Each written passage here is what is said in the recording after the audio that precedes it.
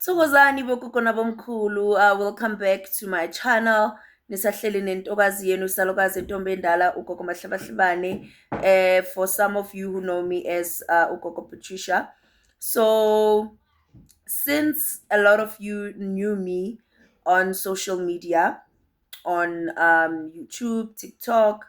And I remember after having to go for initiation, which is going to Twasa, a lot of you had questions. Some of you even went as far as asking me on WhatsApp, right? So I've finally decided to share all all the details about my Ntwaso journey, right? So I'm gonna even get to a point of where am I? Where am I right now? Um, am I happy? Am I not happy? What's going on? Because kuning. So this is how the journey started, right? I knew myself as I was self-initiating, whereby my grandfather, which is Ikehla Ilingpete, did come forward and say, awuzukuya ukuyothwasa wena, right? And I was firm when it comes to that because I'm one person. I listen to my ancestors. I don't care ukuthi ngihlangana nesangoma esifake ubuhlalo bungakanani or fake bathini iphandle engakanani ezigcwele isandla or in. As long as my ancestors said this, I'll do it. If they haven't said it, I will not do it. That's how I am. So I was firm when it comes to my journey, right? I did everything they requested me to do. They told me to do. It was fine. I was happy. Now, how my journey to Ntwaso started. I was given instructions to say, this is where we want you to go. They gave me the location. They gave me the exact place to enter when I get there. Time. But when they were giving me that, in the dream, I said, hayi bo, phela le ndaweni engikhomba yona nina iyathusa, ngiyasaba mina. And wathi umkhulu,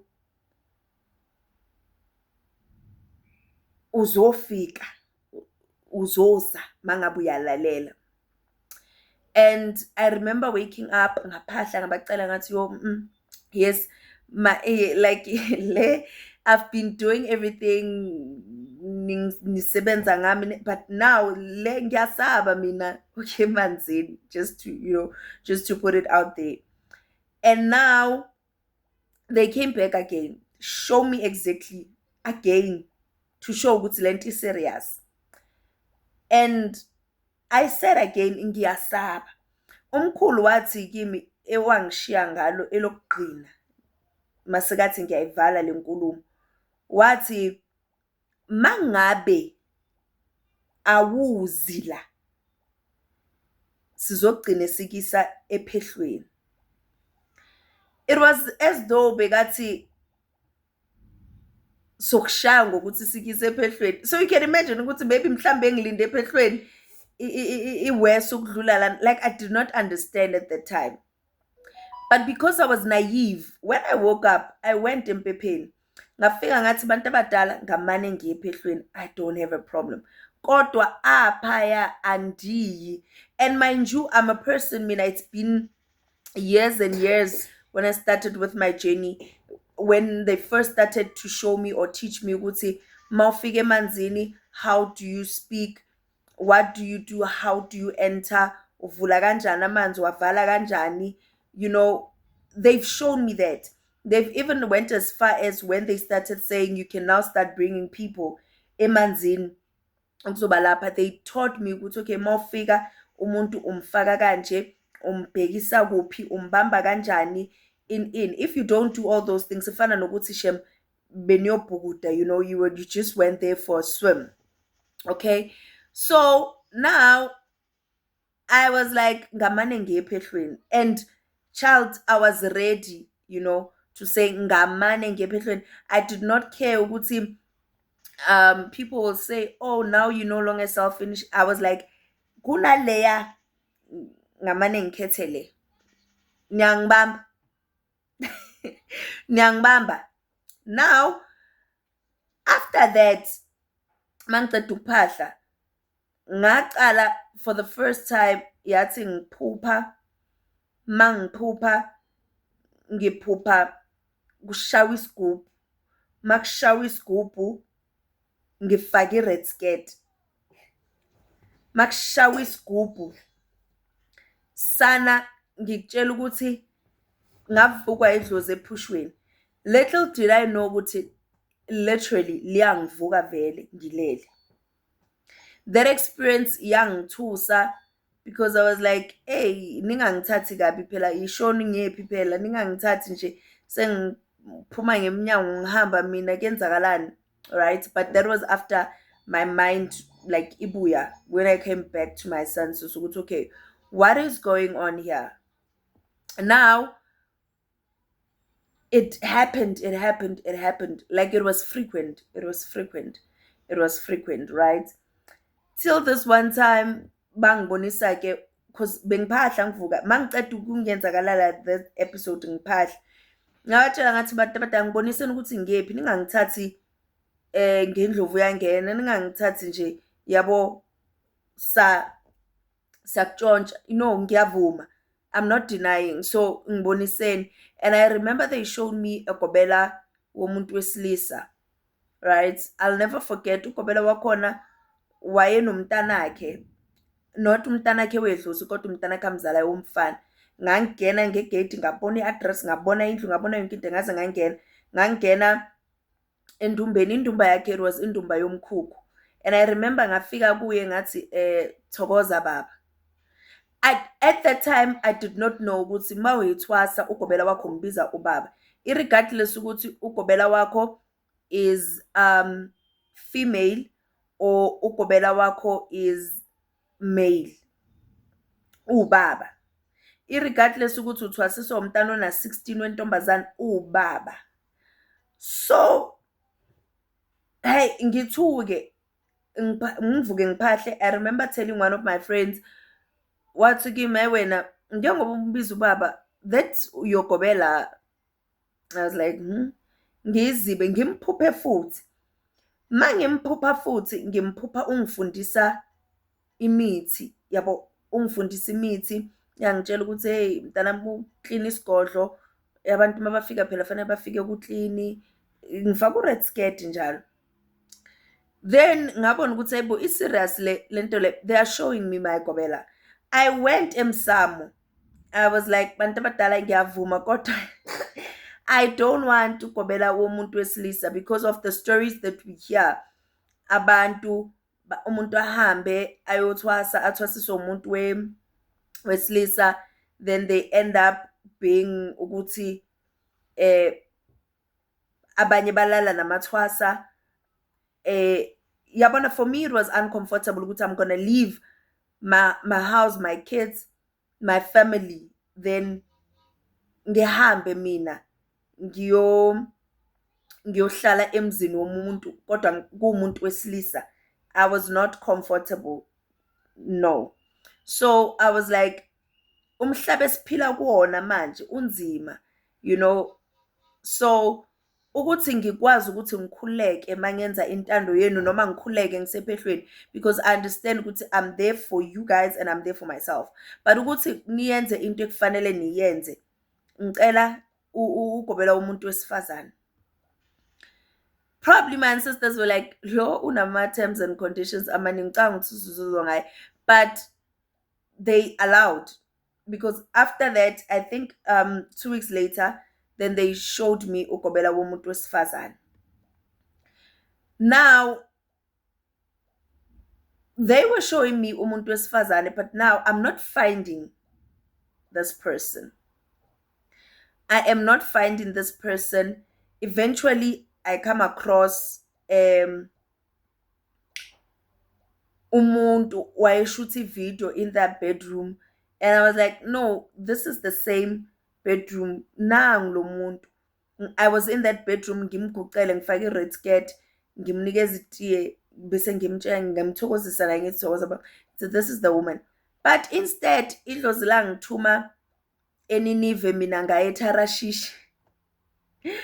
Ngaye eTarashish. The reason why it's because now lengulo isiyangihlupha, ngivuka idlozi mina ngilele. You know, it's becoming too much. Yabo. So I'm like, you know what?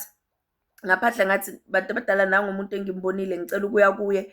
Reason why ngangimthandile, ngibona kuumuntu othandekile, ngibona umuntu ohloniphekile, ngibona umuntu that I relate with, right? And that's when I got to realize, guys, do not allow social media to fool you. You know, mangizoshuthi video, I bring my best foot forward. Like, not to say I do, but ngenza umzekelo. If you have a child, mawushutha umntanakho ivideo or isithombe, ushutha umntanakho egezile, esmila, emuhle. Awumshuthi adlala ngodaka, akhala yenzani. As much as now mawushutha ivideo, you make sure ukuthi a photo that you're gonna post on Instagram or wherever, you make sure that you dressed properly and you dressed for the part, you know. But ngeke ushuthe ngalena idress yakho enombobo, or ngeke ushuthe, angazi if it makes sense, right? So what you see on social media, it's not always it. And I'm living testament of that. But nevertheless, I finally decided to go to, okay, I am going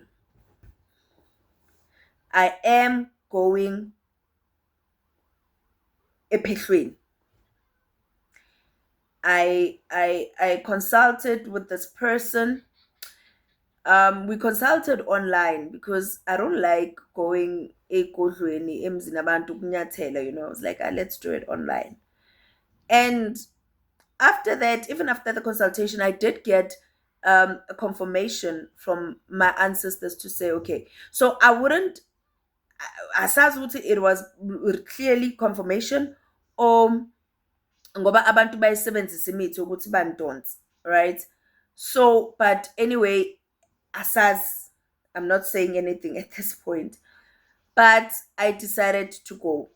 Now, me going was a challenge, right?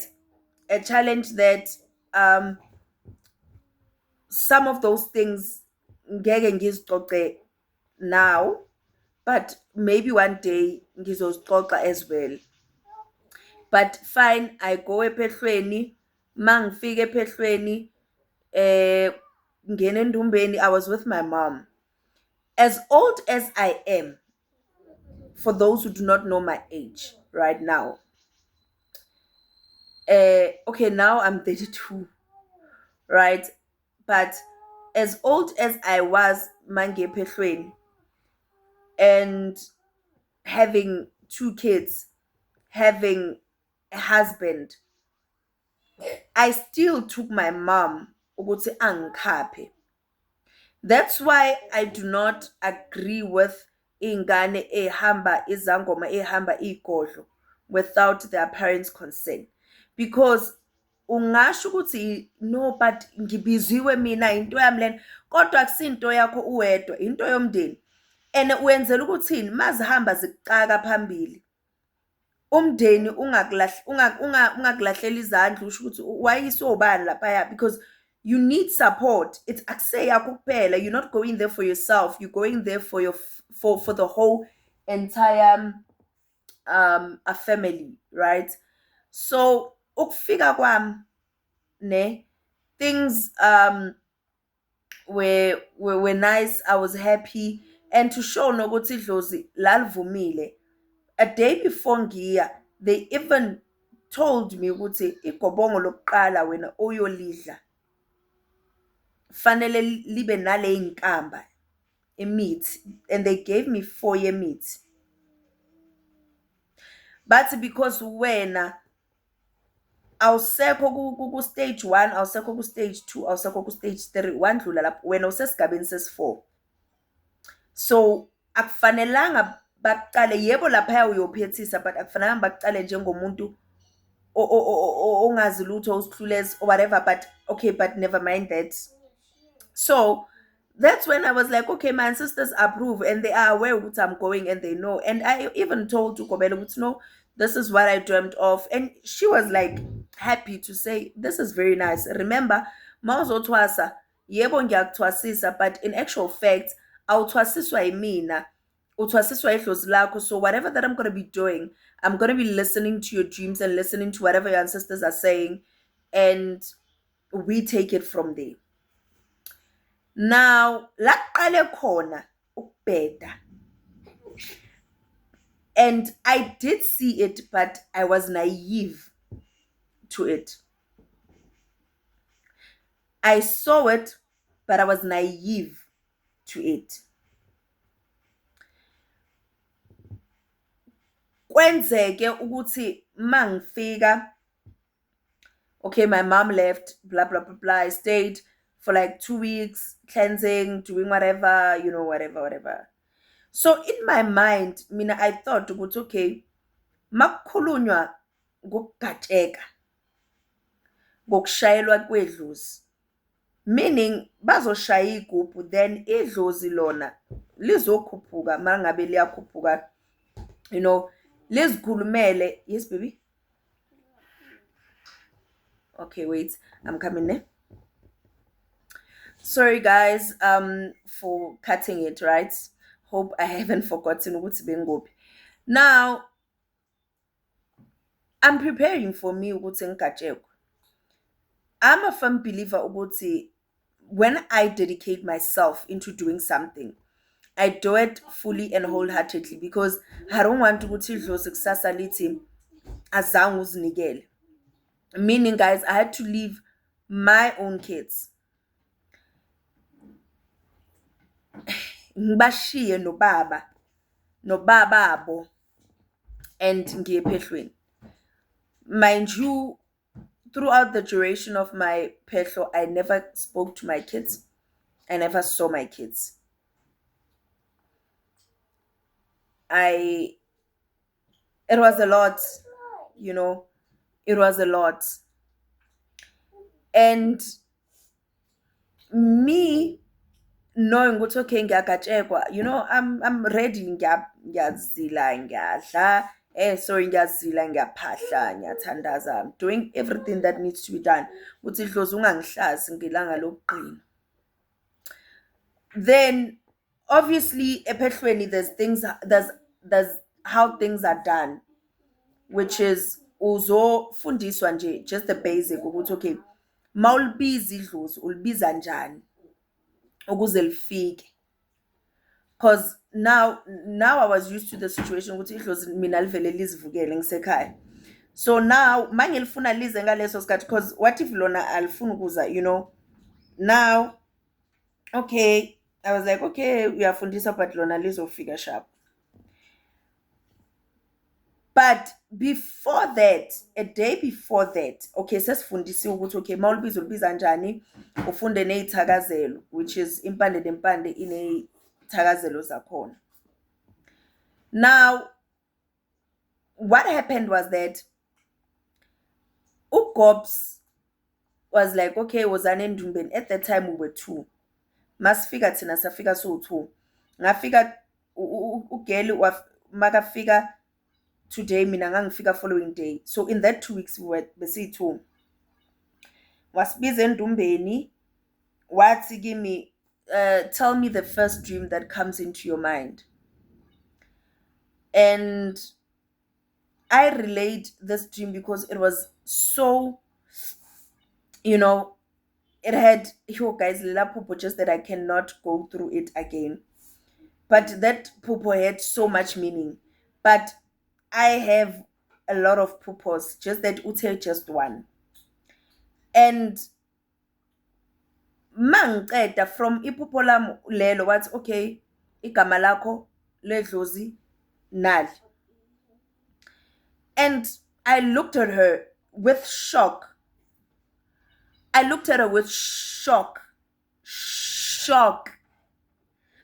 And she could see, because waqala ngalo. waqala ngami nama ngiwaqala ngami. And she could see ukuthi ngiyashintsha ebusweni. One thing about me, if I change, I don't see myself, but when I will see it. So I don't know, sometimes is it me or is it that Josie trying to show off? Because I mean, I don't know. What to know, don't think it's me giving you the name. It's not me. It was like, likhulume ngamaphupho. I'm like, still doesn't make sense. Guys, anglalang. I did not sleep. Anglalang. Ngithi njani? Ngithi angelifuni mina kusigama lami ledlozi. You know. And mind you, you are now told ukuthi kuleso sithakazelo you must now include this name that you are given esithakazelweni sakho. Meaning emphakathini mawugatshekwa kuzoba ngathi wena idlozi liphumile lasho igama kanti no, you were given a name day before. Guys, le story soba siningi. So now I'm like, okay, now the day for Kajeka comes. Kabanga, you spend so much money, food for umcimbi, it's umcimbi, phela magajeka umcimbi, alcohol, iladi, you uthenga into eningi ezingaka nje, you are spending, ugajekwa, there's a fee that you pay, nje kuningi. For my parents to, my mom, to come all the way ngoza fake azolalela nje uthu khamba ukubona. Now I get there, right? I get there ngelanga lokugajeka. I remember bangisha, so I fasted, guys, and I prayed and I pathled. So bakhona ngilalanga ngithi njani idlozi njani kuyenzakalani la, and already I was seeing red flags.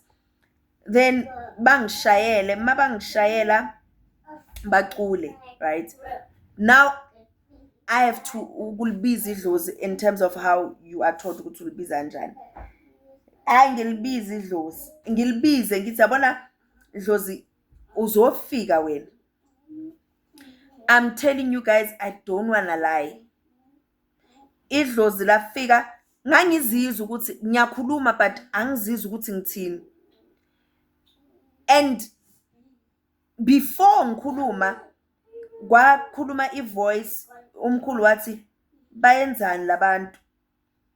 Ngathuka ngazi wathi bayenzani labantu thula babukele. I remember I stopped doing whatever I do and I couldn't control my body. Then I remember taking my legs, folding them and just looking and seeing ukuthi, and then laba bayenzani. And ngezwa somebody saying, hey, ugoqa inyawo, then Gobela ran, wangivula inyawo wathi, hey, kwathe idlozi. Then ngalibiza idlozi. Then I started speaking ngazizwa ukuthi ngithini, ngakhuluma. Then after that, my mind came, because idlozi malikiyeka, you come back to your senses, muscle so ukuthi I did not do what Gobela, like, it was Lamo, what have you just done, Josie? Because surely this woman, she's angry. And now, because now already I was taught to go, okay, this is what you must say. Then I proceeded to say that. But I said it, but deep down I was like, I'm just doing it because wow. Yabo. And angifuna umuntu angiperformele after la angi-actele, so let me rather do it. And I did it. And I remember that night mangilala bafika bangipha igama lami langempela ledlozi. I went to her ngathi Tsawaza baba ngicela ukukhuluma nawe. Ngiphuphe 1 2 3 4. Ngibabuza ukuthi kahle mina igama lami ubani, bathi wena ubani. So kenzakalani wathi no kuyakhoneka ukuthi abantu babe namagama awu-2 wedlozi, so leli kuzoba igama lakho lesi, of which I know kuyakhoneka ukuthi, but still I could not connect with leli. I felt ukuthi no, it was not you gave me that name, my ancestors did not give me that name. But that was how I felt, guys. Ngani story, don't judge too quick. Ningamjudge too quick. Now there I was, wathi kimi kodwa mawuphahla ukhuluma nabo, you can call leli bakunikeze lona, then because of this was your first name, then thina Empandeni and everybody else will know you with this particular name. I was like, okay, if that's the case, fine. Mangiphahla mina ngiyalibiza leli lami banginikeze lona, okay, nalela ngiyalibiza but ngilibiza number 2. Now ningamjudge too quick. Ngiyeza why ngithi ningamjudge too quick, kodwa ningamjudge okokunye. Then that was red flag number 1. Guys, my videos are gonna be too long and I'm very tired. As in, I think I'll come back with part 2 because I need to cook. It's raining and ngathi ugesu uzohamba, so I don't want ugesu uhambe ingane zami zingakadli nkosami. So what I'll do, I'll upload part 2 ngiqhubeke ngale story. If you are invested in wanting to hear the story, please, and ungabuki half bese ucomment, buka the whole video then comment, then part 2 kanjalo, so that you don't miss out on anything. But anyway, thokozani Lesedi Kganya Camaku Ndawo Shewe. Yeah, makhosi. Awu.